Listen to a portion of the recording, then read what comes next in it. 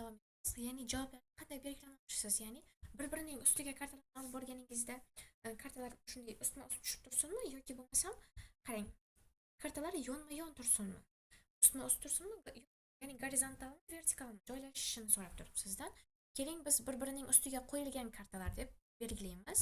Keyingi topshirig'imizda esa ko'rib chiqsak bo'ladi yoki o'zingiz mustaqil ko'rib chiqsangiz bo'ladi. Keyingisi fikr mulohaza. To'g'ri yechim topilganda ko'rsatiladigan matnni belgilang deydi. Ya'ni ishlab bo'lganimizda, ya'ni to'g'ri yechim ko'rsatilsa, hammasi to'g'ri bo'lsa, bizda chiqariladigan matn. Keling biz masalan well done, ya'ni barakalla deb qo'ysak. Yordam.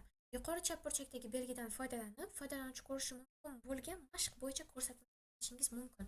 Ya'ni topshiriqda kuzatilishi bo'lgan xatoliklarda biz mana shu yordam tugmachasini bosib turib, ya'ni foydalanuvchiga tavsifnoma, yo'riqnoma berishimiz mumkin ekan.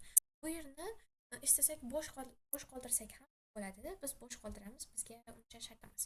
Tugatish va oldin rejimini ko'rsatishni bossak, bizni topshiriqimiz yetdi va biz yaratgan topshiriq zadaniy qismlarni izohlasang. Boya biz oldin kiritgan izohimiz bosamiz va qarasangiz mana aralash va bilan moslashtiramiz. Demak, birinchisi videoni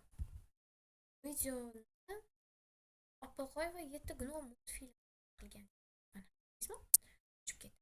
Keyingisi kompyuter asosiy qurilma toping deyilgan. Burada monitor sistema klaviatura. Keyingisi quyosh audioni audiomiz ham ishlatildi. Biz belgilagan 11 daqiqa va biz joylagan audio